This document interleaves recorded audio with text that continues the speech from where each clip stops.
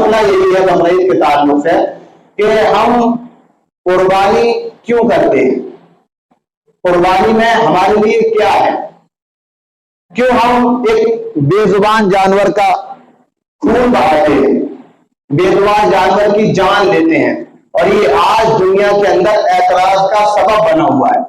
آپ نے social media کے اوپر دیکھا ہوگا ہر سال بقرعید کے تعلق سے یہ آوازیں اٹھتی ہیں کہ بقرعید پر قربانی کے عمل کو ختم کیا جائے، ختم کیا جائے، بے زبان جانور کو کیوں ذبح کرتے ہو آپ لوگ، یہ اعتراضات سوشل میڈیا پر چلتے ہیں۔ آپ نے بھی سنا ہوگا، جو نیٹ چلانے والے لوگ ہیں، جو موبائل پر ایکٹیو رہنے والے لوگ ہیں، انہوں نے بھی یہ اعتراض سنا ہوگا۔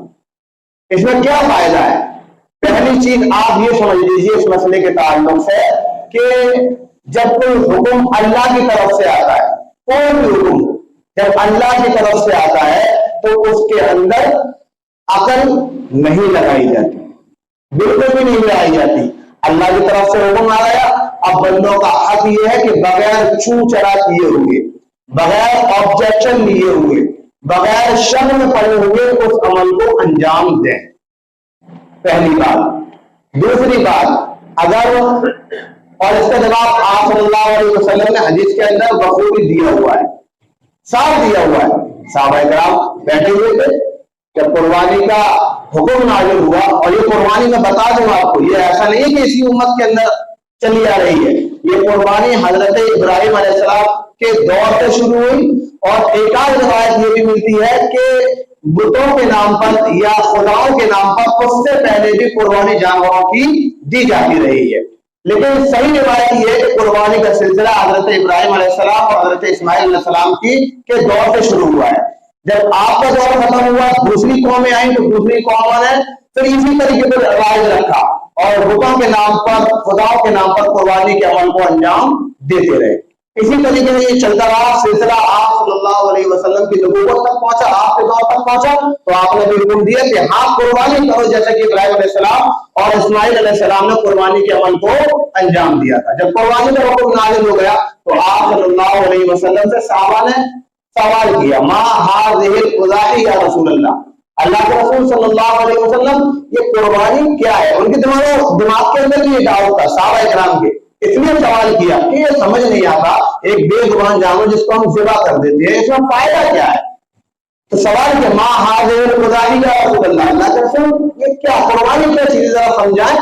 آپ صلی اللہ علیہ وسلم نے پہلے آسان میں جواب دیا، سنت ابیکم ابراہیم، یہ سب سے بڑا جواب یہ ہے کہ اس میں بالکل بھی شک کرنے کی گنجائش نہیں ہے، اللہ کا حکم ہے اور تمہارے دادا، تمہارے باپ حضرت ابراہیم علیہ السلام کی سنت ہے، اس لیے اس کو انجام دو، اور اس کے بعد یہ میری سنت ہے اس لیے اس کو انجام دو۔ اچھا، ابھی صحابہ کا جو مائنڈ تھا وہ صاف نہیں ہوا، اتنا ان کو صاف نہیں ہوا، فما ہمارے لیے کیا ہے؟ اللہ کے رسول آپ صلی اللہ علیہ وسلم نے جواب دیا، صحابہ کرام نے کہا ٹھیک ہے حضرت ابراہیم علیہ السلام کی سنت ہے، انجام دیں گے، لیکن ہمارے لیے اس میں کیا فائدہ ہے؟ آپ صلی اللہ علیہ وسلم نے فرمایا بِكُلِّ شَعْرَةٍ حَسَنَةٍ، ہر بال کے بدلے میں تمہیں ایک نیکی دی جائے گی۔ تو یہ جو قربانی کی جاتی ہے یہ پہلے تو اسی لیے کی جاتی ہے کہ یہ اللہ کا حکم ہے۔ اگر اللہ کا حکم ہے اس لیے کی جاتی ہے، اس کا مطلب کیا؟ اگر اللہ تعالیٰ ہر بال کے بدلے میں ہمیں نیکی نہ بھی دیتا، ہمارے لیے آفر نہ بھی نکالتا نیکیوں کا، تو ابھی ہمارا حق یہ تھا بندگی کے اعتبار سے کہ ہم اللہ کے اس عمل کو انجام دیں۔ تو پہلا جواب یہ کہ قربانی جو انجام دی جاتی ہے وہ صرف اس لیے دی جاتی ہے کہ اللہ کا حکم ہے۔ دوسری ہمارے لیے اس میں منافع ہے، منافع اس طور پر ہے کہ آخرت میں ہمیں اس کے بدلے نیکیوں کا ذخیرہ ملے گا۔ آپ صلی اللہ علیہ وسلم نے فرما دیا تو آپ کی بات ساری دنیا سے اوپر اٹھ کر کے ہے، اس میں کسی بھی قسم کی شک کی گنجائش نہیں ہے۔ آپ نے کہہ دیا کہ ہر بال کے بدلے میں نیکی، تو پھر ہر بال کے بدلے میں نیکی دی جائے گی، اس لیے قربانی کی جاتی ہے۔ السلام علیکم ورحمۃ اللہ وبرکاتہ۔ ناظرین اکرام، آپ لوگوں نے ایک کہاوت سنی ہوگی کہ جب خود کی دکان کے اندر سودا اچھی نہ ہو، خراب ہو، اور برابر والے کی دکان میں سودا اچھی ہو، تو दुकानदारी करने का एक तरीका ये है कि जो बराबर वाला दुकानदार है उसकी सौदा के अंदर आप कीड़े निकाल दो, शोर मचा दो कि इसकी सौदा अच्छी नहीं है, खराब है, गलत सौदा लेकर के आता है, आपकी दुकानदारी बढ़ जाएगी। यही हाल कुछ लोगों का है जो हर वक्त उलमाए देवबंद की किताबों के अंदर कीड़े निकालते हैं, उनके ऊपर एतराजात करते हैं, उनके अंदर कमियां निकालने की कोशिश करते हैं, जबकि उन एतराजात, उन कमियों का और उन कीड़ों का हकीकत से कोई भी वास्ता नहीं है। दो एतराजात जिनकी कोई हकीकत नहीं है मैं गुज़िश्ता वीडियो के अंदर साफ कर चुका हूं। एक हजरत मौलाना रशीद अहमद साहब गंगोही को लेकर के ये एतराज करते हैं कि उन्होंने अपनी किताब के अंदर लिखा हुआ है कि अल्लाह झूठ बोल सकता है। मैंने एक वीडियो के अंदर उसको क्लियर कर दिया है, आप अगर वो देखना चाहें तो आई बटन के अंदर या डिस्क्रिप्शन के अंदर मैंने उसका लिंक दिया हुआ है, आप वहां भी देख सकते हैं। ऐसे ही हजरत मौलाना कासिम साहब नानोतवी रहमतुल्लाह अलैह के बारे में ये लिखते हैं कि कासिम नानोतवी अपनी किताब के अंदर लिखता है कि जो अल्लाह के रसूल सल्लल्लाहु अलैहि वसल्लम को आखिरी नबी समझे नाउजुबिल्लाह, वो शख्स बेवकूफ है। इसकी भी वीडियो मैं डाल चुका हूं और डिस्क्रिप्शन में उसका भी लिंक दिया हुआ है, आप वहां जाकर के देख सकते हैं। ऐसे ही ये लोग एक एतराज करते हैं, एतराज ये भी बिल्कुल भोंडा और बेवकूफों वाला एतराज है। एतराज ये लोग करते हैं हजरत शाह इस्माइल शहीद रहमतुल्लाह अलैह की को लेकर के। उनकी एक किताब है तक़वियतुल ईमान, ये जो मेरे हाथ में आप देख रहे हैं ये किताब तक़वियतुल ईमान है। इसके अंदर एक इबारत है, उस इबारत को लेकर इनको एतराज होता है। एतराज क्या है? एतराज ये है कि एतराज करने वाले ये कहते हैं कि शाह इस्माइल शहीद रहमतुल्लाह अलैह ने अपनी किताब के अंदर लिखा है कि आप सल्लल्लाहु अलैहि वसल्लम की हैसियत सिर्फ एक भाई की सी है और भाई की तरह ही उनकी ताजीम की जाएगी, इससे ज्यादा उनकी ताजीम नहीं की जाएगी। ये इनका एतराज है।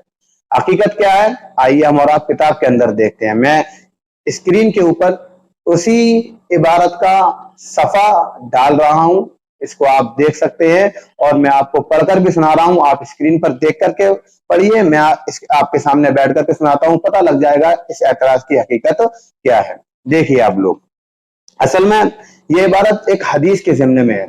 हदीस मुस्नद अहमद की है। पहले ये हदीस हजरत वाला ने शाह इस्माइल शहीद रहमतुल्लाह अलैह ने जिक्र की है, वो हदीस में पढ़ देता हूँ। हदीस क्या है? हजरत आयशा रज़ियल्लाहु ताला अन्हा से रिवायत है कि रसूलुल्लाह सल्लल्लाहु अलैहि वसल्लम मुहाजिरीन और अंसार की एक जमात में तशरीफ फरमा थे। एक ऊंट ने आकर आपको सजदा किया। साहबा ने कहा या रसूल अल्लाह, आपको जानवर और दरख्त सजदा करते हैं, उनसे ज्यादा तो हमारा हक है कि हम आपको सजदा करें। आप सल्लल्लाहु अलैहि वसल्लम ने फरमाया, अपने रब की इबादत करो और अपने भाई की ताजीम करो। ये हदीस शाह इस्माइल शहीद रहमतुल्लाह अलैह ने मुस्नद अहमद की जिक्र की है।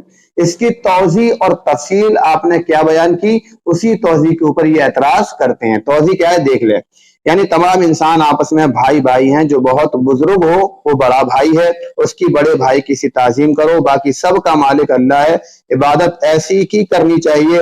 मालूम हुआ कि जितने अल्लाह के मुकर्रब बंदे हैं, ख्वाह अंबिया हो या औलिया हो, वो सब के सब अल्लाह के बेवस बंदे हैं और हमारे भाई हैं, मगर ताला ने उन्हें बड़ाई बख्शी तो हमारे बड़े भाई की तरह हुए। हमें उनकी फरमाबरदारी का हुक्म है क्योंकि हम छोटे हैं, लिहाजा उनकी ताजीम इंसानों की सी करो और उन्हें खुदा न बनाओ। और ये भी मालूम हुआ कि बाज बुजुर्गों की ताजीम दरख्त और जानवर भी करते हैं।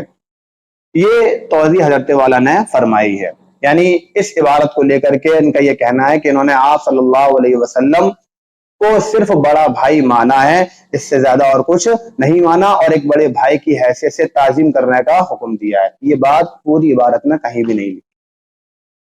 और अगर फर्ज कर लो कि लिखी है, मान लो लिखी है, इनका दिल बड़ा करने के लिए मान लो कि लिखी है, तो ये जो एतराज करते हैं ये एतराज तो सबसे पहले खुदा सल्लल्लाहु अलैहि वसल्लम की जात पर करते हैं, क्योंकि आप सल्लल्लाहु अलैहि वसल्लम ने फरमाया है, हदीस के अल्फाज हैं, अकरिमु अखाकुम, आप अपने भाई की ताजीम करो। और अखाकुम के अंदर जो अखा का मिज़दाक है, जो भाई का मिज़दाक है, खुद आप सल्लल्लाहु अलैहि वसल्लम की जाते अक़दस है। तो जब खुद आप सल्लल्लाहु अलैहि वसल्लम अपने आप को पूरी उम्मत का भाई बता रहे हैं, तो अगर शाह साहब ने توضیح کرتے ہوئے یہ لکھ دیا کہ آپ صلی اللہ علیہ وسلم کی تعظیم بھائی کی طرح کرو اور ان کو اللہ کے مرتبے تک نہ لے جاؤ، تو اس میں کیا برا لکھ دیا؟ پہلی چیز تو لکھا نہیں ہے، اور اگر لکھ بھی دیتے تو کیا برا لکھ دیتے؟ خدا صلی اللہ علیہ وسلم بتا رہے ہیں کہ میں تمہارا بھائی ہوں، اور بہت ساری دیگر حدیث بھی اس بات پر دلیل ہے کہ آپ صلی اللہ علیہ وسلم نے امت کو اپنا بھائی قرار دیا ہے۔ تو یہ بالکل بھونڈا اعتراض ہے، اس کی کوئی حقیقت نہیں ہے۔ اس کی حقیقت صرف یہی ہے کہ برابر والی دکان کے اندر سودا ہے، اس میں کیڑے نکالو اور اپنی دکانیں چلاؤ۔ تو یہ چھوٹی سی کلپ اور ویڈیو تھی جو آپ کو سمجھ آئے گی۔ وآخر دعوانا ان الحمدللہ رب العالمین۔ السلام علیکم ورحمۃ اللہ وبرکاتہ۔ ناظرین اکرام، ہمارے اور آپ کے معاشرے میں بہت سارے غلط مسئلے ہیں، اور بہت ساری ایسی باتیں ہیں جن کا شریعت سے کوئی بھی تعلق نہیں ہے، پھر بھی لوگ اس کو بخوبی انجام دیتے ہیں اور ثواب کی نیت سے انجام دیتے ہیں، اور یہ عقیدہ رکھتے ہیں کہ اللہ تعالیٰ بھی ان اعمال سے خوش ہوگا، اور خوب ذوق و شوق کے ساتھ وہ رسمیں اور وہ عقیدے اپنے گھروں کے اندر انجام دیے جاتے ہیں۔ انہی غلط عقیدوں میں سے ایک عقیدہ یہ بھی ہے کہ لوگ بزرگوں کی قبروں کی زیارت کرنے جاتے ہیں، مزاروں پر جاتے ہیں، اور مزاروں پر جانے کے بعد وہاں کے جو مجاور ہیں، جو خادم ہیں، وہ ان کو دھاگا دیتے ہیں، لال قسم کا دھاگا، اور اس لال قسم کے دھاگے کے تعلق سے عقیدہ یہ ہوتا ہے دینے والے کا بھی اور لینے والے کا بھی کہ اگر میں اس کو کسی بیمار کی کلائی پر باندھ دوں گا تو اس کی بیماری دور ہو جائے گی، اگر کاروبار اچھا نہیں چل رہا ہے تو کاروبار کے کرنے والی جو جگہ ہے، گودام یا مکان، اس کے اندر اس کو لٹکا دوں گا تو کاروبار تیز چلنے لگے گا۔ ایسے ہی کوئی مجنون ہے، دیوانہ ہے، اس کے گلے میں ڈال دیا جائے گا تو وہ ٹھیک ہو جائے گا۔ ایسی بہت ساری باتیں اور بہت سارے غلط عقیدے معاشرے کے اندر موجود ہے۔ یہی حال اجمیر شریف کا بھی ہے۔ میں نے سنا ہے کہ وہاں سے بھی ایک لال دھاگا شفا کے طور پر دیا جاتا ہے، اور لوگ بڑے عقیدت کے ساتھ اس کو لے کر کے آتے ہیں اور اپنے مریض کے گلے میں، کلائی پر، جانگ پر، جہاں بھی وہاں کے خادم ان کو حکم دیتے ہیں باندھنے کا، وہاں پر باندھ دیتے ہیں، اور یہ عقیدہ رکھتے ہیں کہ اس سے ہمارے بیمار کو شفا مل جائے گی۔ اور کبھی کبھی ایسا بھی ہوتا ہے کہ وہ باندھ دیتے ہیں اور واقعتاً بیمار کو شفا مل جاتی ہے، لیکن یاد رکھیں یہ شفا اس دھاگے کی وجہ سے یا اس تعویذ کی وجہ سے نہیں ہوتا، بلکہ یہ شفا اللہ کی طرف سے ہوتی ہے۔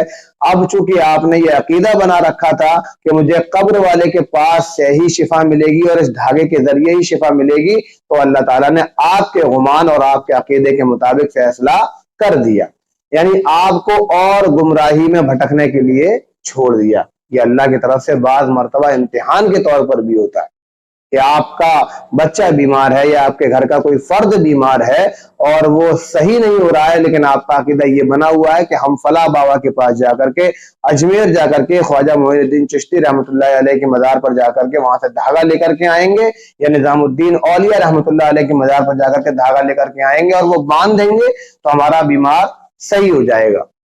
اس عقیدے کے مطابق کبھی کبھی اللہ فیصلہ کر دیتا ہے، تو شریعت کے اندر اس کی کوئی حقیقت نہیں ہے۔ ہر چیز کے اندر اثر پیدا کرنا یہ اللہ رب العزت کا فعل ہے۔ کسی تعویذ کا کوئی اثر نہیں ہوتا ہے، کسی دھاگے کا کوئی اثر نہیں ہوتا ہے، جب تک اللہ کا حکم نہیں ہوتا ہے کسی بھی چیز کے اندر اثر پیدا نہیں ہوتا ہے۔ تو یہ عقیدہ چھوڑ دیں، آپ دھاگا لانا چھوڑ دیں، اور یہ اپنی سوچ ختم کر دیں کہ دھاگے کی وجہ سے میرے بیمار کو شفا مل جائے گی۔ اللہ رب العزت سے ڈائریکٹ مانگا کریں، اس سے دعائیں کیا کریں، اپنے بیماروں کی شفا یابی کی دعائیں کیا کریں، اللہ تعالیٰ دور کرنے والا ہے۔ بہت سے لوگ دنیا کے اندر ایسے بھی ہیں جو مزاروں پر نہیں جاتے، ان کے گھروں کے اندر لوگ بیمار ہوتے ہیں لیکن پھر بھی وہ مزاروں پر نہیں جاتے، اللہ سے مانگتے ہیں اور اللہ ان کو ٹھیک کر دیتا ہے۔ تو آپ بھی اگر عقیدہ بدلیں گے تو اللہ تعالیٰ آپ کے عقیدے کے مطابق فیصلہ کرے گا۔ اگر آپ کا عقیدہ یہی رہا کہ تعویذ کی وجہ سے یا دھاگے کی وجہ سے میرے بیمار کو شفا ملے گی تو اللہ ویسے ہی شفا دے گا، اور اگر آپ کا عقیدہ یہ رہے گا کہ اللہ تعالیٰ ہی شفا دینے والا ہے، مجھے کہیں جانے کی ضرورت نہیں ہے، تو اللہ تعالیٰ آپ کو گھر بیٹھے شفا دے گا۔ اور آپ کے کاروبار میں ترقی دے گا۔ یہ چھوٹی سی ایک کلپ تھی عقیدے کے تعلق سے، امید ہے آپ کو سمجھ آئی ہوگی۔ وآخر دعوانا ان الحمدللہ رب العالمین۔ السلام علیکم ورحمۃ اللہ وبرکاتہ۔ ناظرین اکرام، آپ سبھی لوگ جانتے ہیں کہ گزشتہ چند ویڈیو سے بات چل رہی ہے عالم الغیب کے تعلق سے۔ ابھی پرسوں ایک صاحب نے پرسنل یہ اعتراض کیا کہ آپ جو کہہ رہے ہیں ویڈیو کے اندر کہ آپ صلی اللہ علیہ وسلم عالم الغیب نہیں تھے۔ ان کا کہنا ہے کہ آپ صلی اللہ علیہ وسلم کو علم غیب عطا کیا گیا تھا، اسی تعلق سے آپ صلی اللہ علیہ وسلم کو جو غیب کی باتیں بتائی گئی تھی اس کو علم غیب عطائی کہا جاتا ہے۔ یعنی وہ اس بات کا اقرار کر رہے ہیں کہ یہ جو آپ صلی اللہ علیہ وسلم نے غیب کی باتوں پر چند واقعات پر امت کو یا صحابہ اکرام کو مطلع کیا تھا، یہ آپ صلی اللہ علیہ وسلم کا بذات خود علم نہیں تھا بلکہ اللہ تعالیٰ کا عطا کیا ہوا علم تھا۔ یعنی اس بات کا اقرار کر رہے ہیں کہ اللہ نے جب چاہا آپ صلی اللہ علیہ وسلم کو غیب عطا کیا اور جب چاہا نہیں کیا۔ تو جب خود وہ یہ اس بات کا اقرار کر رہے ہیں کہ یہ اللہ تعالیٰ کا عطا کیا ہوا علم تھا، آپ صلی اللہ علیہ وسلم کا بذات خود علم نہیں تھا، تو اس سے ہی ظاہر ہے کہ آپ صلی اللہ علیہ وسلم عالم الغیب نہیں تھے۔ یہ اللہ ہی کی صفت ہے اور اللہ ہی کے ساتھ خاص ہے۔ اس کو چاہے علم غیب عطائی کا نام دیا جائے یا کوئی اور نام دیا جائے، اللہ کی ذات کے ساتھ یہ صفت خاص رہے گی۔ کسی نبی اور غیر نبی کے اندر یہ صفت بالکل بھی نہیں پائی جائے گی۔ ایسے ہی ایک عقیدہ رکھا جاتا ہے کہ آپ صلی اللہ علیہ وسلم حاضر و ناظر ہیں۔ حاضر و ناظر کا پہلے مطلب سمجھ لیا جائے۔ مطلب کیا ہے؟ حاضر ہونے کا مطلب یہ ہے کہ آپ صلی اللہ علیہ وسلم بنفس نفیس ہر جگہ دنیا کے اندر موجود ہیں۔ یعنی اس وقت آپ قبر اطہر کے اندر بھی موجود ہیں، ہندوستان کے اندر بھی موجود ہیں، پاکستان کے اندر بھی موجود ہیں اور دنیا کے ہر ملک کے اندر موجود ہیں۔ اب اس میں خرابی کا لازم آتی ہے، آپ یہ سمجھیں، اگر ہم یہ عقیدہ رکھتے ہیں کہ اللہ کے رسول صلی اللہ علیہ وسلم بنفس نفیس پوری دنیا کے اندر بیک وقت موجود ہیں، تو آپ صلی اللہ علیہ وسلم کی ذات کا متعدد ہونا لازم آئے گا۔ یقینی بات ہے کہ قبر اطہر کے اندر بھی موجود ہیں ایک ہی وقت میں، اور ایک ہی وقت میں ہندوستان کے اندر بھی موجود ہیں، ایک ہی وقت میں پاکستان کے اندر بھی موجود ہیں اور دیگر ممالک کے اندر بھی موجود ہیں۔ تو آپ صلی اللہ علیہ وسلم کی ذات کا متعدد ہونا لازم آئے گا، اور آپ صلی اللہ علیہ وسلم کی ذات متعدد نہیں ہے بلکہ سب جانتے ہیں کہ آپ صلی اللہ علیہ وسلم کی ذات واحد ہے۔ یہ خرابی لازم آئے گی۔ ایسے ہی ناظر ہونے کا مطلب یہ ہے کہ آپ صلی اللہ علیہ وسلم بیک وقت پوری دنیا کے اندر نگاہ رکھے ہوئے ہیں، سب کچھ دیکھ رہے ہیں، کوئی بھی چیز آپ سے پوشیدہ نہیں ہے۔ اگر یہ عقیدہ رکھا جائے تو یہ عقیدہ خود آپ صلی اللہ علیہ وسلم کی حدیث کے خلاف جاتا ہے۔ آپ صلی اللہ علیہ وسلم کی حدیث ہے، شاہ غالباً مشکات کے اندر موجود ہے، آپ فرماتے ہیں کہ اگر میرا امتی میرے پاس یعنی میرے قبر اطہر کے پاس آ کر کے درود بھیجتا ہے میرے اوپر تو میں اس کو بذات خود سنتا ہوں، اور اگر دور سے کہیں وہ درود بھیجتا ہے تو اللہ تعالیٰ فرشتوں کے ذریعے وہ درود مجھ تک پہنچا دیتے ہیں۔ اس حدیث سے یہ سمجھ میں آتا ہے کہ آپ صلی اللہ علیہ وسلم خود ایک ہی وقت میں پوری دنیا کے اوپر نگاہ رکھنے والے نہیں ہیں۔ اگر ہوتے تو آپ یہ نہ فرماتے کہ دور سے درود بھیجنے والے شخص کا درود فرشتوں کے ذریعے اللہ تعالیٰ مجھ تک پہنچاتا ہے، آپ کہتے ہیں وہاں سے بھی میں سن لیتا ہوں، یہی ہونا چاہیے تھا۔ لیکن یہ آپ صلی اللہ علیہ وسلم نے نہیں فرمایا، بلکہ کیا فرمایا ہے؟ بلکہ آپ نے فرمایا ہے کہ جو امتی میرے پاس آ کر کے میری قبر اطہر کے پاس کھڑے ہو کر کے درود بھیجتا ہے میں اس کا درود خود سنتا ہوں، اور دور بیٹھا ہوا میرا امتی اگر میرے اوپر درود بھیجتا ہے تو اللہ تعالیٰ فرشتے کے ذریعے سے اس درود کو مجھ تک پہنچا دیتے ہیں۔ تو اگر آپ صلی اللہ علیہ وسلم کی ذات کے تعلق سے یہ عقیدہ بھی رکھا جائے کہ آپ حاضر و ناظر ہیں تو اب یہ غلط عقیدہ ہے، یہ بھی اللہ تعالیٰ کی ذات کے ساتھ شرک کرنا ہے، کیونکہ ایک ہی وقت میں پوری کائنات اور کائنات کے باہر مکان لا مکان میں موجود ہونا ایک ہی وقت کے اندر، یہ صرف اللہ تعالیٰ کے ساتھ خاص ہے، اللہ تعالیٰ کی یہ صفت ہے۔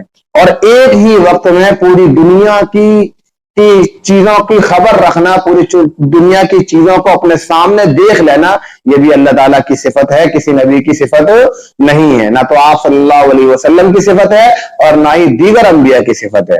اس لیے اس عقیدے کو بھی ختم کرنے کی کوشش کریں اور یہ عقیدہ رکھیں کہ چاہے حاضر و ناظر کا عقیدہ ہو یا عالم الغیب ہونے کا عقیدہ ہو، یہ دونوں عقیدے صرف اللہ رب العزت کی ذات کے تعلق سے رکھے جائیں گے، اللہ رب العزت کے ساتھ خاص مانے جائیں گے۔ تو یہ چھوٹی سی کلپ حاضر و ناظر کے بارے میں تھی، امید ہے آپ تمامی ناظرین کو پسند آئے گی۔ آخر تک مسئلے کو دیکھیں، سمجھنے کے لیے ویڈیو کو بالکل آخر تک دیکھا کریں تاکہ مسئلہ اچھی طریقے سے سمجھ میں آ جائے۔ وآخر دعوانا ان الحمدللہ رب العالمین۔ السلام علیکم ورحمۃ اللہ وبرکاتہ۔ ناظرین اکرام، گزشتہ ویڈیو میں ہم نے بات کی تھی عالم الغیب کے تعلق سے، یعنی بتایا تھا کہ آپ صلی اللہ علیہ وسلم کو غیب کا علم حاصل نہیں تھا۔ آج کی ویڈیو میں ہم بات کریں گے کہ جو شخص یہ عقیدہ رکھتا ہے کہ آپ صلی اللہ علیہ وسلم عالم الغیب تھے، تو کیا ایسا عقیدہ رکھنا درست ہے اور ایسے شخص کے بارے میں کیا حکم ہے؟ لیکن عالم الغیب کے تعلق سے آپ ایک قاعدہ سمجھ لیجئے کہ آپ صلی اللہ علیہ وسلم ذاتی طور پر اور کلی طور پر عالم الغیب نہیں تھے، یعنی آپ کو ذاتی طور پر اور کلی طور پر عالم الغیب نہیں کہا جائے گا۔ ذاتی طور کا مطلب یہ ہے کہ آپ صلی اللہ علیہ وسلم بذات خود غیب کی باتیں نہیں بتایا کرتے تھے۔ کلی طور کا مطلب یہ ہے کہ آپ کی پوری زندگی میں ایسا 2-4 بار ہی ہوا ہے کہ آپ نے غیب کی باتوں کا علم رکھا اور اس کو صحابہ اکرام کو بتایا، ہمیشہ ایسا نہیں ہوا۔ زیادہ تر واقعات وہ ہے جو آپ کے عالم الغیب نہ ہونے پر دلیل بنتے ہیں، زیادہ تر حدیثیں ایسی ملتی ہیں۔ تو یہ قاعدہ سمجھ لیجئے کہ ذاتی طور پر اور کلی طور پر آپ صلی اللہ علیہ وسلم کو غیب کا علم حاصل نہیں تھا۔ اب رہ جاتا ہے کہ ایسے شخص کا کیا حکم ہے جو یہ عقیدہ رکھتا ہے کہ آپ صلی اللہ علیہ وسلم عالم الغیب تھے۔ یہ عالم الغیب کی صفت یہ اللہ رب العزت کے ساتھ خاص ہے، کسی نبی کے اندر یہ صفت نہیں پائی جائے گی، نہ تو سابقہ انبیاء کے اندر اور نہ ہی آپ صلی اللہ علیہ وسلم کے اندر یہ صفت موجود تھی۔ کیوں نہیں تھی؟ اس لیے کہ یہ اللہ کی صفت ہے، اور اللہ کی ذات ہو یا اللہ کی صفات ہو، دونوں کے اندر کسی نبی کو یا کسی عام آدمی کو شریک کر دینا یہ شرک کہلاتا ہے، اور یہ بہت بڑا گناہ ہے۔ قرآن کریم کی بہت سی آیات ایسی ہیں جس کے اندر اللہ رب العزت نے شرک کو بہت بڑا گناہ قرار دیا ہے۔ حضرت لقمان کا واقعہ ہے کہ اپنے بیٹے کو وصیت کی اور وصیت کر کے آگے جو بیان فرمایا وہ یہی ہے کہ بیٹا کبھی زندگی میں شرک نہ کرنا، ان الشرک لظلم عظیم، اور شرک بہت بڑا گناہ ہے، بہت بڑا ظلم ہے۔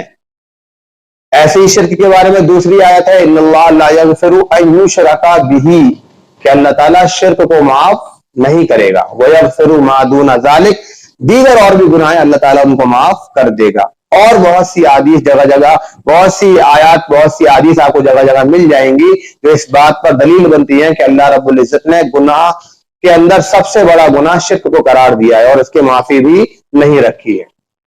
تو اب اللہ کی ذات میں شرک کیا جائے یا اللہ کی صفات میں شرک کیا جائے، ایسا شرک کرنے والے کا حکم یہ ہے کہ اس کے ایمان کو خطرہ پیدا ہو جاتا ہے، یعنی کب وہ ایمان کے اندر سے خارج ہو جائے اس کا احساس بھی نہیں ہونے پاتا۔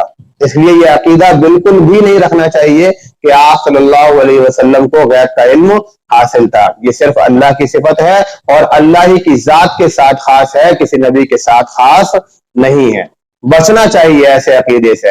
آپ صلی اللہ علیہ وسلم کی جو صفات ہیں، آپ ان صفات کے اندر آپ صلی اللہ علیہ وسلم کو رکھیے۔ آپ صلی اللہ علیہ وسلم کی ذات عالی بڑی ہی بابرکت ذات ہے، آپ کی عالی مرتبہ ذات ہے، لیکن آپ صلی اللہ علیہ وسلم کے ساتھ ایسی صفتوں کو نہیں داخل کیا جائے گا جو اللہ رب العزت کے ساتھ خاص ہیں۔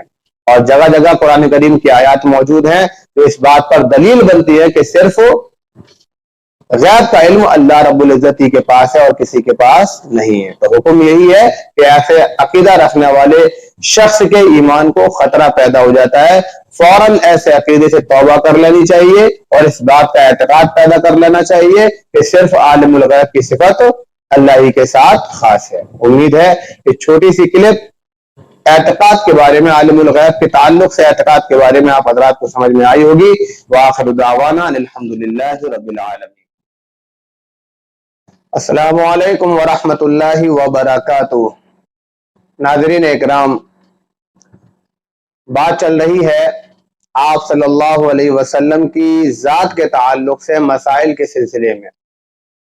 چونکہ موضوع آپ صلی اللہ علیہ وسلم کا ہے، اس لیے ایک سوال آیا تھا کہ آپ صلی اللہ علیہ وسلم کو غیب کا علم تھا یا نہیں تھا، یعنی وہ چیزیں جو آپ صلی اللہ علیہ وسلم کی ذات سے پوشیدہ تھیں، آپ کی نگاہوں سے اوجھل تھیں، کہ آپ کو ایسی چیزوں کا علم تھا یا نہیں تھا، جس کو کتابوں کے اندر علم غیب کا مسئلہ کہا جاتا ہے۔ اور میں بتا دوں کہ یہ مسئلہ اتنا زبردست مسئلہ ہے کہ ہر دور کے اندر علماء کے زیر بحث یہ مسئلہ رہتا ہے، بڑی بڑی کتابیں اس مسئلے کے اوپر لکھی گئی ہیں، اور عوام عام طور پر اس مسئلے کو سمجھ نہیں پاتی، اور نہ سمجھنے کی سب سے بڑی وجہ یہ ہے کہ ان کو علم غیب کی تعریف ہی، ڈیفینیشن ہی نہیں پتا۔ جب ڈیفینیشن پتا نہیں ہوگا تو ظاہر سی بات ہے کہ یہ مسئلہ سمجھ میں نہیں آئے گا۔ تو پہلی بات یہی ہے کہ اس کی آخر ڈیفینیشن کیا ہے، آپ ڈیفینیشن سمجھ لیجئے۔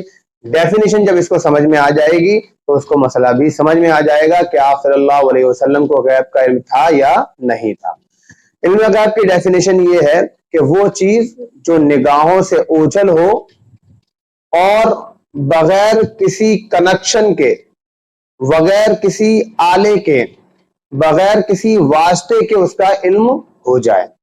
مثلا میں یہاں بیٹھا ہوا ہوں، باہر ایک چیز رکھی ہوئی ہے، وہ چیز کیسی ہے، کتنی موٹی ہے، اس کا رنگ کیسا ہے، اس کی کیفیت کیسی ہے، اس کی کمیت کیسی ہے، یہ چیز اگر مجھے یہاں بیٹھے بیٹھے بغیر کسی کنیکشن کے، بغیر انٹرنیٹ کے، بغیر کسی اور چیز کے حاصل ہو جائے تو یہ کہا جائے گا کہ گویا کہ نعوذ باللہ مجھے غیب کا علم حاصل ہو گیا، اس وقت کہا جائے گا۔ لیکن اگر بیچ میں کوئی واسطہ ہے، بیچ میں کوئی کنیکشن ہے، بیچ میں کوئی آلہ ہے، پھر اس آلے اور کنیکشن کے ذریعے چیز کو حاصل کیا جا رہا ہے، چیز کا علم حاصل کیا جا رہا ہے، تو اس کو علم غیب نہیں کہا جائے گا۔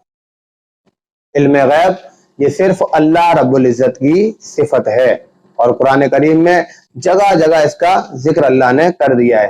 7ویں پارے کی آیت ہے وَعِندَهُ مَفَاتِيحُ الْغَيْبِ لَا يَعْلَمُهَا إِلَّا هُوَ، غیب کی چابیاں صرف اور صرف اللہ ہی کے پاس ہے، کسی اور کے پاس نہیں ہے۔ ایسے ہی سورہ نمل کے اندر ہے قُلْ لَا يَعْلَمُ مَنْ فِي السَّمَاوَاتِ وَالْأَرْضِ الْغَيْبَ إِلَّا اللَّهُ، زمین و آسمان کے اندر جتنی بھی چھپی ہوئی چیزیں ہیں، پوشیدہ چیزیں ہیں، غیب کی چیزیں ہیں، ان کے بارے میں صرف اللہ ہی جانتا ہے اور کوئی نہیں جانتا۔ سورہ یونس کے اندر ہے فَقُلْ إِنَّمَا الْغَيْبُ لِلَّهِ، اے نبی آپ کہہ دیجئے کہ صرف غیب کا علم اللہ ہی کے لیے۔ اب ایک جماعت جو یہ کہتی ہے کہ آپ صلی اللہ علیہ وسلم کو غیب کا علم تھا، 2 آیتوں سے استدلال کرتی ہے۔ پہلی آیت سورہ جن کی عالم الغیب فلا یظہر علی غیبہ احدا الا من ارتضی من رسول، کہ غیب کا علم صرف اللہ ہی کے پاس ہے، لیکن اللہ جس کو چاہتا ہے اس کو عطا کر دیتا ہے۔ ایسی ایک آیت ہے وما کان اللہ لیطلعکم علی الغیب ولکن اللہ یجتبی من رسلہ من یشاء، کہ اللہ تعالیٰ غیب پر اپنے رسولوں میں سے جس کو چاہتا ہے اس کو غیب پر مطلع کر دیتا ہے۔ یہاں پر ایک چیز نوٹ کرنے کی ہے کہ ان 2 آیتوں میں یہ اللہ کا فعل ہے کہ اللہ عطا کرتا ہے۔ اب کیسے عطا کرتا ہے؟ نبیوں کا اور اللہ کا، نبی اور رسولوں کے بیچ میں کنیکشن کس کا تھا یہ سبھی جانتے ہیں۔ حضرت جبرائیل علیہ السلام بیچ میں تھے اللہ اور رسول کے، کہ آپ صلی اللہ علیہ وسلم یا دیگر انبیاء کرام کے پاس جو بھی حکم اللہ کی طرف سے آتا وہ حضرت جبرائیل لے کر کے آتے تھے. تو جبرائیل علیہ السلام کے بیچ میں جو کنیکشن آیا ہے یہ کنیکشن بتاتا ہے کہ کبھی بھی کسی دور کے اندر کسی بھی نبی کو غیب کا علم نہیں دیا گیا. کچھ لوگ اس کو علم عطائی کا نام دیتے ہیں کہ یہ غیب کا علم ہے لیکن عطائی ہے. یاد رکھیے یہ غیب کا علم ہے, اس کو کوئی بھی نام دینے سے کوئی نیا نام نہیں پڑ جائے گا. یہ صرف اللہ ہی کی صفت ہے اور اللہ کے ساتھ, اللہ کے علاوہ کسی اور کے ساتھ خاص نہیں ہو سکتی, کسی کے اندر نہیں پائی جا سکتی. بہت سارے شواہدات ہیں, بہت ساری آیتیں ہیں, بہت ساری احادیث ہیں جس سے یہ ثابت ہے کہ غیب کا علم صرف اللہ کو ہی حاصل ہے, اس کے علاوہ کسی اور کو حاصل نہیں ہے. اب رہا وہ حدیثیں جس کے اندر ذکر ہے کہ آپ صلی اللہ علیہ وسلم نے صحابہ کے شہید ہونے کی نشاندہی کی ہے. یہ سارے کے سارے واقعات جو بظاہر علم غیب پر دلیل بنائے جاتے ہیں یہ آپ صلی اللہ علیہ وسلم کے معجزات کے اندر شامل ہیں کہ اللہ نے کفار کو یہ دکھانے کے لیے آپ صلی اللہ علیہ وسلم کو یہ معجزے عطا فرمائے تھے کہ آپ نے پہلے سے ہی نشاندہی کر دی صحابہ اکرام کے بارے میں کہ یہ صحابی اس جنگ کے اندر شہید کیے جائیں گے. حالانکہ بہت سی جنگیں اور بہت سے غزوات ہم دیکھتے ہیں کہ جس کے اندر آپ صلی اللہ علیہ وسلم نے کوئی نشاندہی نہیں کی اور بہت سارے صحابی شہید کیے گئے. حضرت عبداللہ بن سہل کے بارے میں آتا ہے کہ غالباً خیبر کے موقع پر کوئی بدماش ان کو شہید کر کے چلا گیا اور آپ صلی اللہ علیہ وسلم کو اس کا علم نہیں ہوا. اور سب سے بڑی بات مشکات شریف کے اندر جب اللہ کے رسول حدیث موجود ہے کہ اللہ کے رسول صلی اللہ علیہ وسلم سے پوچھا گیا کہ قیامت کب آئے گی تو آپ نے صاف کہا کہ لا انا عالم, میں نہیں جانتا ہوں کہ قیامت کب آئے گی. ہاں ان کے شواہدات ضرور تمہیں بتلا دیتا ہوں, اس کی دلیلیں بتلا دیتا ہوں, اس کی علامتیں بتلا دیتا ہوں. اگر آپ کے پاس غیب کا علم تھا تو آپ نے ٹائم مقرر کیوں نہیں کیا, کیوں نہیں بتایا کہ فلاں وقت میں قیامت آ جائے گی. تو یہ مسئلہ جو ہے بہت باریک مسئلہ ہے اور اس میں بہت بحث کی جاتی ہے صرف اس بنا پر کہ اس کی ڈیفینیشن اور تعریف پتہ نہیں ہوتی. عالم الغیب کی ڈیفینیشن یہی ہے کہ چھپی ہوئی چیزوں کے بارے میں بغیر کسی کنیکشن کے, بغیر کسی آلے کے علم حاصل ہو جائے تو اس کو علم غیب کہا جائے گا. اور یہ صفت صرف اللہ کے اندر پائی جاتی ہے, کسی کے اندر بھی اور نہیں پائی جاتی ہے. آپ صلی اللہ علیہ وسلم کی ذات بابرکت بہت ہی بابرکت ذات ہے, بہت ہی عالی مرتبہ ذات ہے, لیکن آپ صلی اللہ علیہ وسلم کے ساتھ علم غیب کی صفت کو خاص نہیں کیا جائے گا. علم غیب کی صفت میں آپ صلی اللہ علیہ وسلم کی ذات اقدس کو شریک نہیں کیا جائے گا. امید ہے کہ چھوٹی سی کلپ آپ لوگوں کو سمجھ آئی ہوگی. آخر تک دیکھیں اور اس مسئلے کو سمجھنے کی کوشش کریں. وآخر دعوانا ان الحمدللہ رب العالمین. پہلا مسئلہ یہی ہے بقرعید کے تعلق سے کہ ہم قربانی کیوں کرتے ہیں, قربانی میں ہمارے لیے کیا ہے, کیوں ہم ایک بے زبان جانور کا خون بہاتے ہیں, بے زبان جانور کی جان لیتے ہیں, اور یہ آج دنیا کے اندر اعتراض کا سبب بنا ہوا ہے. آپ نے سوشل میڈیا کے اوپر دیکھا ہوگا ہر سال بقرعید کے تعلق سے یہ آوازیں اٹھتی ہیں کہ بقرعید پر قربانی کے عمل کو ختم کیا جائے. بے زبان جانور کو کیوں ذبح کرتے ہو آپ لوگ, یہ اعتراضات سوشل میڈیا پر چلتے ہیں. آپ نے بھی سنا ہوگا, جو نیٹ چلانے والے لوگ ہیں, جو موبائل پر ایکٹیو رہنے والے لوگ ہیں, انہوں نے بھی یہ اعتراض سنا ہوگا. اس میں کیا فائدہ ہے؟ پہلی چیز آپ یہ سمجھ لیجیے اس مسئلے کے تعلق سے کہ جب کوئی حکم اللہ کی طرف سے آتا ہے, کوئی بھی حکم جب اللہ کی طرف سے آتا ہے تو اس کے اندر عقل نہیں لگائی جاتی, بالکل بھی نہیں لگائی جاتی. اللہ کی طرف سے حکم آ گیا, اب بندوں کا حق یہ ہے کہ بغیر چھو چرا کیے ہوئے, بغیر آبجیکشن لیے ہوئے, بغیر شک میں پڑے ہوئے اس عمل کو انجام دیں. پہلی بات. دوسری بات, اگر اور اس کا جواب آپ صلی اللہ علیہ وسلم نے حدیث کے اندر بخوبی دیا ہوا ہے, صاف دیا ہوا ہے. صحابہ کرام بیٹھے ہوئے تھے جب قربانی کا حکم نازل ہوا, اور یہ قربانی میں بتا دوں آپ کو, یہ ایسا نہیں ہے کہ اسی امت کے اندر چلی آ رہی ہے.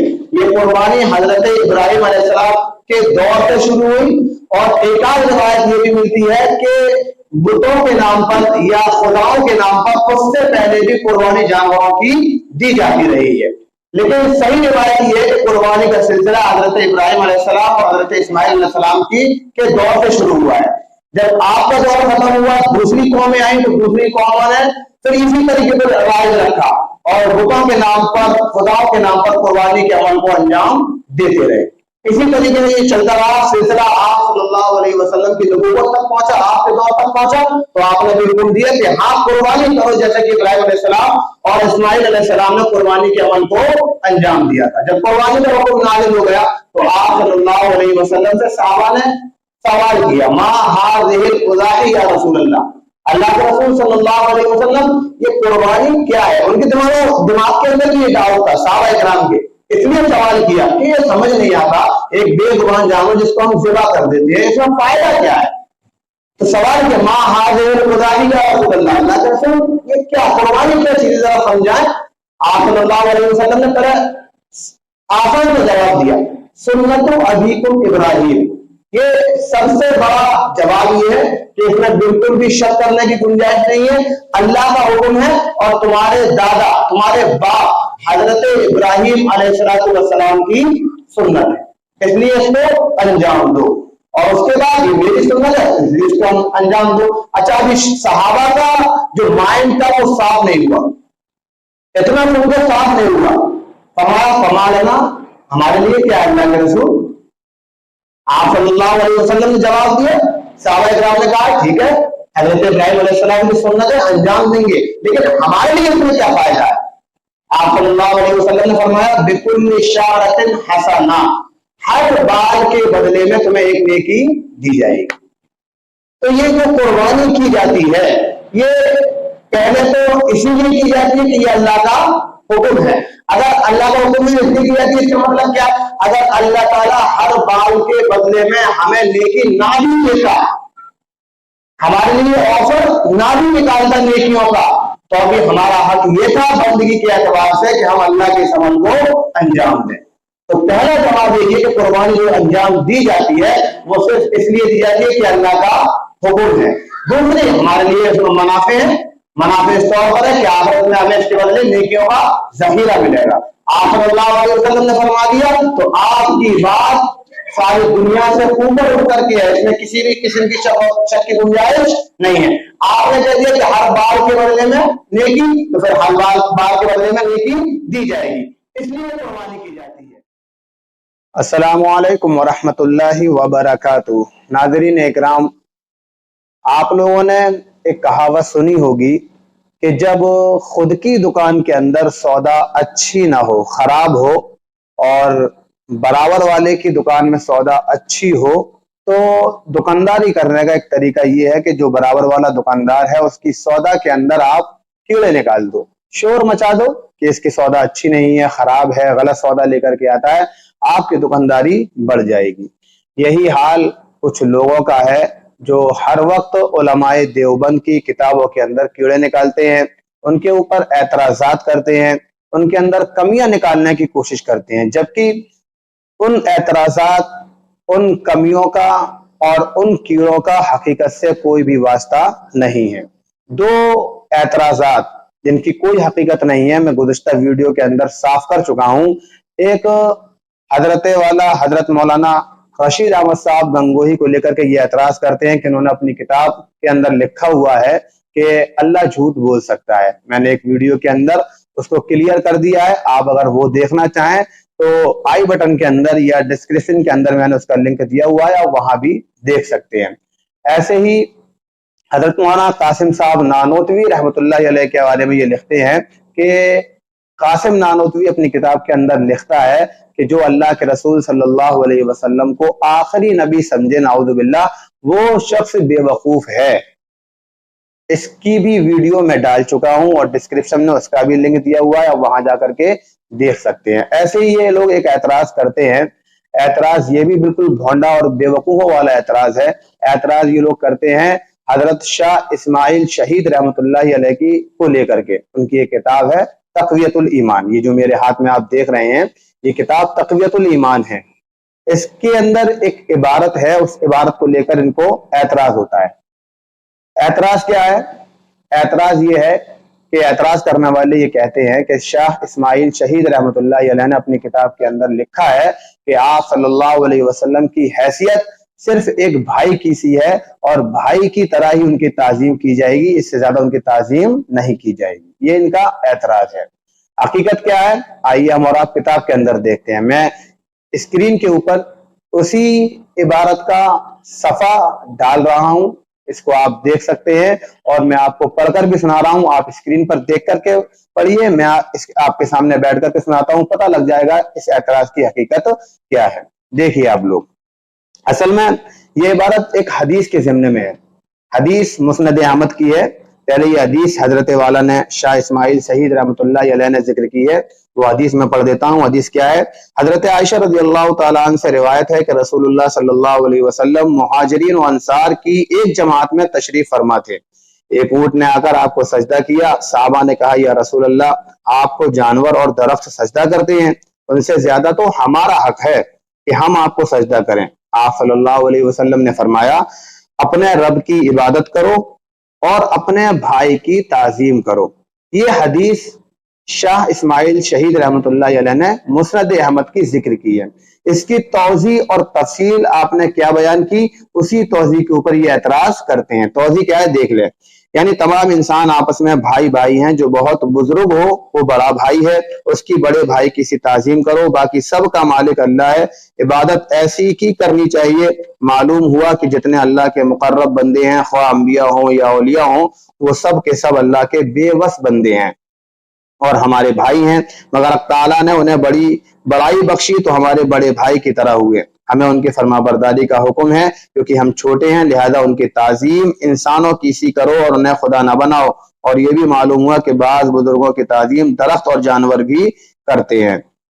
یہ توضیح حضرت والا نے فرمائی ہے۔ یعنی اس عبارت کو لے کر کے ان کا یہ کہنا ہے کہ انہوں نے آپ صلی اللہ علیہ وسلم کو صرف بڑا بھائی مانا ہے، اس سے زیادہ اور کچھ نہیں مانا، اور ایک بڑے بھائی کی حیثیت سے تعظیم کرنے کا حکم دیا ہے۔ یہ بات پوری عبارت میں کہیں بھی نہیں لکھی۔ اور اگر فرض کر لو کہ لکھی ہے، مان لو لکھی ہے، ان کا دل بڑا کرنے کے لیے مان لو کہ لکھی ہے، تو یہ جو اعتراض کرتے ہیں، یہ اعتراض تو سب سے پہلے خدا صلی اللہ علیہ وسلم کی ذات پر کرتے ہیں، کیونکہ آپ صلی اللہ علیہ وسلم نے فرمایا ہے، حدیث کے الفاظ ہیں، اکرموا اخاکم، آپ اپنے بھائی کی تعظیم کرو۔ اور اخاکم کے اندر جو اخا کا مصداق ہے، جو بھائی کا مصداق ہے، خود آپ صلی اللہ علیہ وسلم کی ذات اقدس ہے۔ تو جب خود آپ صلی اللہ علیہ وسلم اپنے آپ کو پوری امت کا بھائی بتا رہے ہیں، تو اگر شاہ صاحب نے توضیح کرتے ہوئے لکھ دیا کہ آپ صلی اللہ علیہ وسلم کی تعظیم بھائی کی طرح کرو اور ان کو اللہ کے مرتبے تک نہ لے جاؤ، تو اس میں کیا برا لکھ دیا؟ پہلی چیز تو لکھا نہیں ہے، اور اگر لکھ بھی دیتے تو کیا برا لکھ دیتے؟ خدا صلی اللہ علیہ وسلم بتا رہے ہیں کہ میں تمہارا بھائی ہوں، اور بہت ساری دیگر حدیث بھی اس بات پر دلیل ہے کہ آپ صلی اللہ علیہ وسلم نے امت کو اپنا بھائی قرار دیا ہے۔ تو یہ بالکل بھونڈا اعتراض ہے، اس کی کوئی حقیقت نہیں ہے۔ اس کی حقیقت صرف یہی ہے کہ برابر والی دکان کے اندر سودا ہے، اس میں کیڑے نکالو اور اپنی دکانیں چلاؤ۔ تو یہ چھوٹی سی کلپ اور ویڈیو تھی جو آپ کو سمجھ آئے گی۔ وآخر دعوانا ان الحمدللہ رب العالمین۔ السلام علیکم ورحمۃ اللہ وبرکاتہ۔ ناظرین اکرام، آپ سبھی لوگ جانتے ہیں کہ گزشتہ چند ویڈیو سے بات چل رہی ہے عالم الغیب کے تعلق سے۔ ابھی پرسوں ایک صاحب نے پرسنل یہ اعتراض کیا کہ آپ جو کہہ رہے ہیں ویڈیو کے اندر کہ آپ صلی اللہ علیہ وسلم عالم الغیب نہیں تھے، ان کا کہنا ہے کہ آپ صلی اللہ علیہ وسلم کو علم غیب عطا کیا گیا تھا۔ اسی تعلق سے آپ صلی اللہ علیہ وسلم کو جو غیب کی باتیں بتائی گئی تھی اس کو علم غیب عطائی کہا جاتا ہے۔ یعنی وہ اس بات کا اقرار کر رہے ہیں کہ یہ جو آپ صلی اللہ علیہ وسلم نے غیب کی باتوں پر چند واقعات پر امت کو یا صحابہ اکرام کو مطلع کیا تھا، یہ آپ صلی اللہ علیہ وسلم کا بذات خود علم نہیں تھا، بلکہ اللہ تعالیٰ کا عطا کیا ہوا علم تھا۔ یعنی اس بات کا اقرار کر رہے ہیں کہ اللہ نے جب چاہا آپ صلی اللہ علیہ وسلم کو غیب عطا کیا اور جب چاہا نہیں کیا۔ تو جب خود وہ یہ اس بات کا اقرار کر رہے ہیں کہ اللہ تعالیٰ کا عطا کیا ہوا علم تھا، آپ صلی اللہ علیہ وسلم کا بذات خود علم نہیں تھا، تو اس سے ہی ظاہر ہے کہ آپ صلی اللہ علیہ وسلم عالم الغیب نہیں تھے۔ یہ اللہ ہی کی صفت ہے اور اللہ ہی کے ساتھ خاص ہے۔ اس کو چاہے علم غیب عطائی کا نام دیا جائے یا کوئی اور نام دیا جائے، اللہ کی ذات کے ساتھ یہ صفت خاص رہے گی، کسی نبی اور غیر نبی کے اندر یہ صفت بالکل بھی نہیں پائی جائے گی۔ ایسے ہی ایک عقیدہ رکھا جاتا ہے کہ آپ صلی اللہ علیہ وسلم حاضر و ناظر ہیں۔ حاضر و ناظر کا پہلے مطلب سمجھ لیا جائے۔ مطلب کیا ہے؟ حاضر ہونے کا مطلب یہ ہے کہ آپ صلی اللہ علیہ وسلم بنفس نفیس ہر جگہ دنیا کے اندر موجود ہیں۔ یعنی اس وقت آپ قبر اطہر کے اندر بھی موجود ہیں، ہندوستان کے اندر بھی موجود ہیں، پاکستان کے اندر بھی موجود ہیں، اور دنیا کے ہر ملک کے اندر موجود ہیں۔ اب اس میں خرابی کا لازم آتی ہے، آپ یہ سمجھیں، اگر ہم یہ عقیدہ رکھتے ہیں کہ اللہ کے رسول صلی اللہ علیہ وسلم بنفس نفیس پوری دنیا کے اندر بیک وقت موجود ہیں، تو آپ صلی اللہ علیہ وسلم کی ذات کا متعدد ہونا لازم آئے گا۔ یقینی بات ہے کہ قبر اطہر کے اندر بھی موجود ہیں ایک ہی وقت میں، اور ایک ہی وقت میں ہندوستان کے اندر بھی موجود ہیں، ایک ہی وقت میں پاکستان کے اندر بھی موجود ہیں، اور دیگر ممالک کے اندر بھی موجود ہیں۔ تو آپ صلی اللہ علیہ وسلم کی ذات کا متعدد ہونا لازم آئے گا، اور آپ صلی اللہ علیہ وسلم کی ذات متعدد نہیں ہے، بلکہ سب جانتے ہیں کہ آپ صلی اللہ علیہ وسلم کی ذات واحد ہے۔ یہ خرابی لازم آئے گی۔ ایسے ہی ناظر ہونے کا مطلب یہ ہے کہ آپ صلی اللہ علیہ وسلم بیک وقت پوری دنیا کے اندر نگاہ رکھے ہوئے ہیں، سب کچھ دیکھ رہے ہیں، کوئی بھی چیز آپ سے پوشیدہ نہیں ہے۔ اگر یہ عقیدہ رکھا جائے تو یہ عقیدہ خود آپ صلی اللہ علیہ وسلم کی حدیث کے خلاف جاتا ہے۔ آپ صلی اللہ علیہ وسلم کی حدیث ہے، شاہ غالباً مشکات کے اندر موجود ہے، آپ فرماتے ہیں کہ اگر میرا امتی میرے پاس یعنی میرے قبر اطہر کے پاس آ کر کے درود بھیجتا ہے میرے اوپر، تو میں اس کو بذات خود سنتا ہوں، اور اگر دور سے کہیں وہ درود بھیجتا ہے تو اللہ تعالیٰ فرشتوں کے ذریعے وہ درود مجھ تک پہنچا دیتے ہیں۔ اس حدیث سے یہ سمجھ میں آتا ہے کہ آپ صلی اللہ علیہ وسلم خود ایک ہی وقت میں پوری دنیا کے اوپر نگاہ رکھنے والے نہیں ہیں۔ اگر ہوتے تو آپ یہ نہ فرماتے کہ دور سے درود بھیجنے والے شخص کا درود فرشتوں کے ذریعے اللہ تعالیٰ مجھ تک پہنچاتا ہے، آپ کہتے ہیں وہاں سے بھی میں سن لیتا ہوں، یہی ہونا چاہیے تھا۔ لیکن یہ آپ صلی اللہ علیہ وسلم نے نہیں فرمایا، بلکہ کیا فرمایا ہے؟ بلکہ آپ نے فرمایا ہے کہ جو امتی میرے پاس آ کر کے میری قبر اطہر کے پاس کھڑے ہو کر کے درود بھیجتا ہے، میں اس کا درود خود سنتا ہوں، اور دور بیٹھا ہوا میرا امتی اگر میرے اوپر درود بھیجتا ہے تو اللہ تعالیٰ فرشتے کے ذریعے سے اس درود کو مجھ تک پہنچا دیتے ہیں۔ تو اگر آپ صلی اللہ علیہ وسلم کی ذات کے تعلق سے یہ عقیدہ بھی رکھا جائے کہ آپ حاضر و ناظر ہیں، تو اب یہ غلط عقیدہ ہے، یہ بھی اللہ تعالیٰ کی ذات کے ساتھ شرک کرنا ہے، کیونکہ ایک ہی وقت میں پوری کائنات اور کائنات کے باہر مکان لا مکان میں موجود ہونا ایک ہی وقت کے اندر، یہ صرف اللہ تعالیٰ کے ساتھ خاص ہے، اللہ تعالیٰ کی یہ صفت ہے۔ اور ایک ہی وقت میں پوری دنیا کی چیزوں کی خبر رکھنا، پوری دنیا کی چیزوں کو اپنے سامنے دیکھ لینا، یہ بھی اللہ تعالیٰ کی صفت ہے، کسی نبی کی صفت نہیں ہے، نہ تو آپ صلی اللہ علیہ وسلم کی صفت ہے اور نہ ہی دیگر انبیاء کی صفت ہے۔ اس لیے اس عقیدے کو بھی ختم کرنے کی کوشش کریں، اور یہ عقیدہ رکھیں کہ چاہے حاضر و ناظر کا عقیدہ ہو یا عالم الغیب ہونے کا عقیدہ ہو، یہ دونوں عقیدے صرف اللہ رب العزت کی ذات کے تعلق سے رکھے جائیں گے، اللہ رب العزت کے ساتھ خاص مانے جائیں گے۔ تو یہ چھوٹی سی کلپ حاضر و ناظر کے بارے میں تھی، امید ہے آپ تمامی ناظرین کو پسند آئے گی۔ آخر تک مسئلے کو دیکھیں، سمجھنے کے لیے ویڈیو کو بالکل آخر تک دیکھا کریں تاکہ مسئلہ اچھی طریقے سے سمجھ میں آ جائے۔ وآخر دعوانا ان الحمدللہ رب العالمین۔ السلام علیکم ورحمۃ اللہ وبرکاتہ۔ ناظرین اکرام، بات چل رہی ہے آپ صلی اللہ علیہ وسلم کی ذات کے تعلق سے مسائل کے سلسلے میں۔ چونکہ موضوع آپ صلی اللہ علیہ وسلم کا ہے اس لیے ایک سوال آیا تھا کہ آپ صلی اللہ علیہ وسلم کو غیب کا علم تھا یا نہیں تھا، یعنی وہ چیزیں جو آپ صلی اللہ علیہ وسلم کی ذات سے پوشیدہ تھیں، آپ کی نگاہوں سے اوجھل تھیں، کہ آپ کو ایسی چیزوں کا علم تھا یا نہیں تھا، جس کو کتابوں کے اندر علم غیب کا مسئلہ کہا جاتا ہے۔ اور میں بتا دوں کہ یہ مسئلہ اتنا زبردست مسئلہ ہے کہ ہر دور کے اندر علماء کے زیر بحث یہ مسئلہ رہتا ہے، بڑی بڑی کتابیں اس مسئلے کے اوپر لکھی گئی ہیں، اور عوام عام طور پر اس مسئلے کو سمجھ نہیں پاتی، اور نہ سمجھنے کی سب سے بڑی وجہ یہ ہے کہ ان کو علم غیب کی تعریف ہی، ڈیفینیشن ہی نہیں پتا۔ جب ڈیفینیشن پتا نہیں ہوگا تو ظاہر سی بات ہے کہ یہ مسئلہ سمجھ میں نہیں آئے گا۔ تو پہلی بات یہی ہے کہ اس کی آخر ڈیفینیشن کیا ہے، آپ ڈیفینیشن سمجھ لیجئے۔ ڈیفینیشن جب اس کو سمجھ میں آ جائے گی تو اس کو مسئلہ بھی سمجھ میں آ جائے گا کہ آپ صلی اللہ علیہ وسلم کو غیب کا علم تھا یا نہیں تھا۔ علم غیب کی ڈیفینیشن یہ ہے کہ وہ چیز جو نگاہوں سے اوجھل ہو اور بغیر کسی کنیکشن کے، بغیر کسی آلے کے، بغیر کسی واسطے کے اس کا علم ہو جائے۔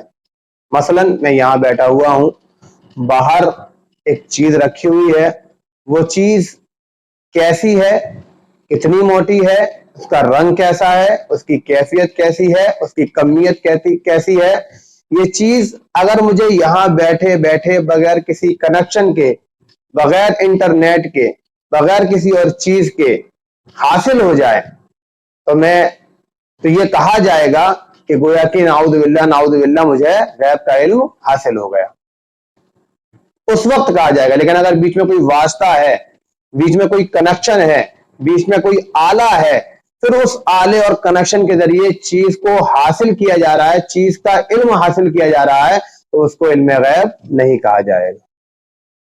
علم غیب یہ صرف اللہ رب العزت کی صفت ہے، اور قرآن کریم میں جگہ جگہ اس کا ذکر اللہ نے کر دیا ہے۔ 7ویں پارے کی آیت ہے وَإِنَّهُ مَفَاتِيحُ الْغَيْبِ لَا يَعْلَمُهَا إِلَّا هُوَ، غیب کی چابیاں صرف اور صرف اللہ ہی کے پاس ہے، کسی اور کے پاس نہیں ہے۔ ایسے ہی سورہ نمل کے اندر ہے قُلْ لَا يَعْلَمُ مَنْ فِي السَّمَاوَاتِ وَالْأَرْضِ الْغَيْبَ إِلَّا اللَّهُ، زمین و آسمان کے اندر جتنی بھی چھپی ہوئی چیزیں ہیں، پوشیدہ چیزیں ہیں، غیب کی چیزیں ہیں، ان کے بارے میں صرف اللہ ہی جانتا ہے اور کوئی نہیں جانتا۔ سورہ یونس کے اندر ہے فَقُلْ إِنَّمَا الْغَيْبُ لِلَّهِ، اے نبی آپ کہہ دیجئے کہ صرف غیب کا علم اللہ ہی کے لیے۔ اب ایک جماعت جو یہ کہتی ہے کہ آپ صلی اللہ علیہ وسلم کو غیب کا علم تھا، 2 آیتوں سے استدلال کرتی ہے۔ پہلی آیت سورہ جن کی عالم الغیب فلا یظہر علی غیبہ احد الا من ارتضی من رسول، کہ غیب کا علم صرف اللہ ہی کے پاس ہے، لیکن اللہ جس کو چاہتا ہے اس کو عطا کر دیتا ہے۔ ایسی ایک آیت ہے وما کان اللہ لیطلعکم علی الغیب ولکن اللہ یجتبی من رسلہ من یشاء، کہ اللہ تعالیٰ غیب پر اپنے رسولوں میں سے جس کو چاہتا ہے اس کو غیب پر مطلع کر دیتا ہے۔ یہاں پر ایک چیز نوٹ کرنے کی ہے کہ ان 2 آیتوں میں یہ اللہ کا فعل ہے کہ اللہ عطا کرتا ہے۔ اب کیسے عطا کرتا ہے؟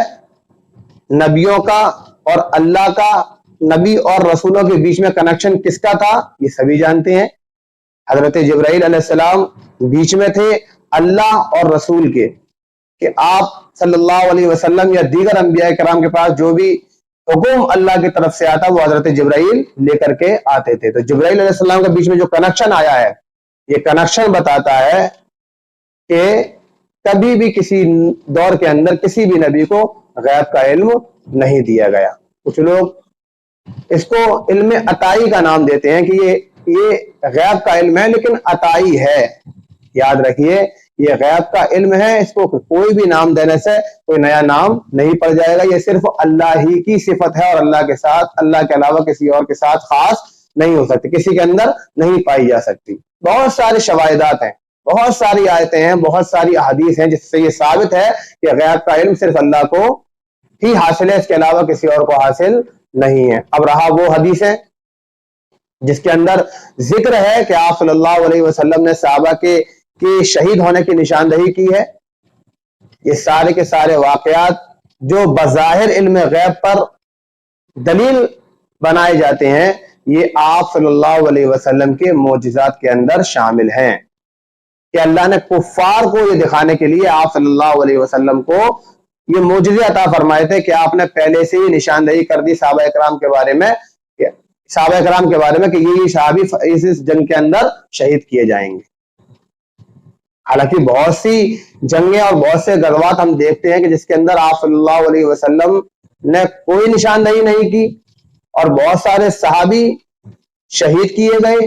حضرت عبداللہ بن سہل کے بارے میں آتا ہے کہ غالباً خیبر کے موقع پر کوئی بدماش ان کو شہید کر کے چلا گیا اور آپ صلی اللہ علیہ وسلم کو اس کا علم نہیں ہوا. اور سب سے بڑی بات مشکات شریف کے اندر جب اللہ کے رسول حدیث موجود ہے کہ اللہ کے رسول صلی اللہ علیہ وسلم سے پوچھا گیا کہ قیامت کب آئے گی تو آپ نے صاف کہا کہ لا انا عالم، میں نہیں جانتا ہوں کہ قیامت کب آئے گی. ہاں ان کے شواہدات ضرور تمہیں بتلا دیتا ہوں، اس کی دلیلیں بتلا دیتا ہوں، اس کی علامتیں بتلا دیتا ہوں. اگر آپ کے پاس غیب کا علم تھا تو آپ نے ٹائم مقرر کیوں نہیں کیا، کیوں نہیں بتایا کہ فلاں وقت میں قیامت آ جائے گی. تو یہ مسئلہ جو ہے بہت باریک مسئلہ ہے اور اس میں بہت بحث کی جاتی ہے صرف اس بنا پر کہ اس کی ڈیفینیشن اور تعریف پتہ نہیں ہوتی. عالم الغیب کی ڈیفینیشن یہی ہے کہ چھپی ہوئی چیزوں کے بارے میں بغیر کسی کنیکشن کے، بغیر کسی آلے کے علم حاصل ہو جائے تو اس کو علم غیب کہا جائے گا. اور یہ صفت صرف اللہ کے اندر پائی جاتی ہے، کسی کے اندر بھی اور نہیں پائی جاتی ہے. آپ صلی اللہ علیہ وسلم کی ذات بابرکت بہت ہی بابرکت ذات ہے، بہت ہی عالی مرتبہ ذات ہے، لیکن آپ صلی اللہ علیہ وسلم کے ساتھ علم غیب کی صفت کو خاص نہیں کیا جائے گا. علم غیب کی صفت میں آپ صلی اللہ علیہ وسلم کی ذات اقدس کو شریک نہیں کیا جائے گا. امید ہے کہ چھوٹی سی کلپ آپ لوگوں کو سمجھ آئی ہوگی. آخر تک دیکھیں اور اس مسئلے کو سمجھنے کی کوشش کریں. وآخر دعوانا ان الحمد للہ رب العالمین.